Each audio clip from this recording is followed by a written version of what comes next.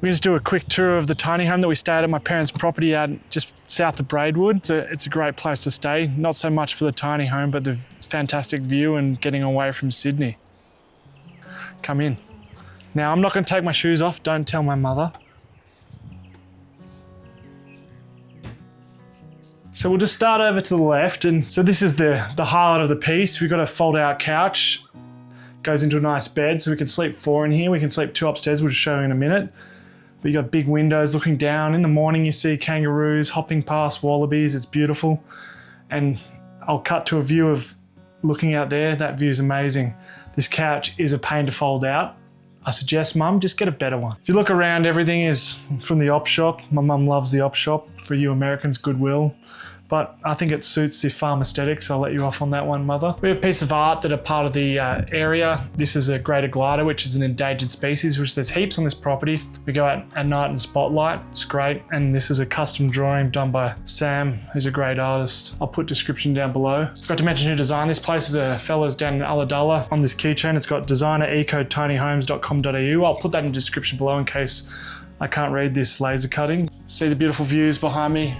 Pretty much everywhere you look out the windows, there's views. So you got the ladder up into the attic. I'm not gonna go up there, but I'm gonna give you shots. There's a nice double bed up there. Not much clearance for someone as tall as me at 194 centimeters, but 6'4" and a bit for you Americans. This ladder's an absolute nightmare to get up and down.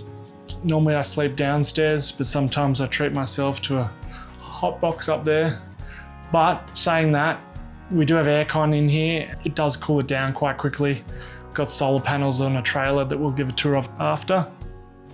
We've got a bench top here, which is great. I've brought my computer down here before and done some work remotely and helped my old man do some other projects on the farm which we'll do videos on later. So subscribe if you want to see what else we make down here. Now the kitchen's quite good. You've got everything you need. You've got your burners, which is gas, which is separate to electricity. You've got your oven, microwave, little fridge.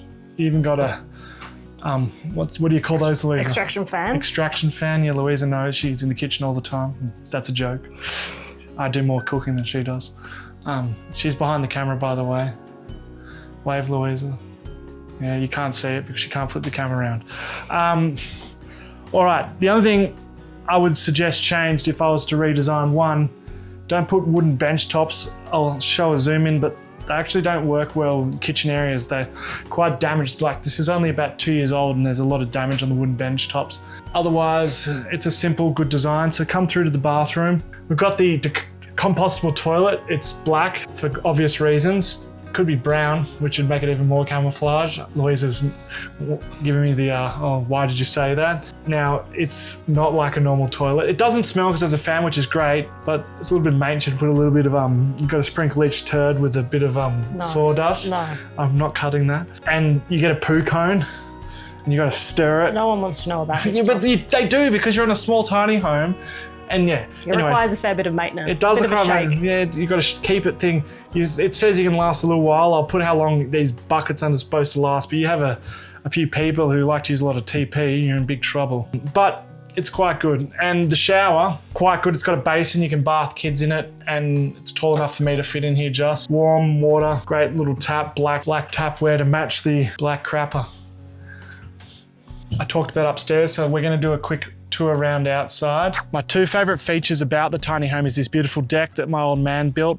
It's got a bigger surface area than the whole tiny home, and sitting out here in the morning in the sun because it's facing east, and in the afternoon getting the shade from the tiny home is amazing. And also having Starlink here, being able to come down during the week and work and do farm activities during the day is just best of both worlds. I forgot to mention that we've got a barbecue out here, and these were actually slabbed on the property with an Alaskan sawmill. We didn't treat them, we just put them in. My brother-in-law actually did it, just knocked it up on a weekend. It's a great space to prepare food outside. It's a rough bench, but it's holding up really well. All right, follow me. We just give a quick tour around the outside. Now, it's not in the best condition because we only come out here during the weekends, but it's still great. If you look behind me, you see a shed we're working on up there, creating a whole new living quarters called the glider room. That's videos coming soon, so make sure you subscribe. Now we're coming around the back. If you look over there in the forest, you'll see one of the self-composting bins.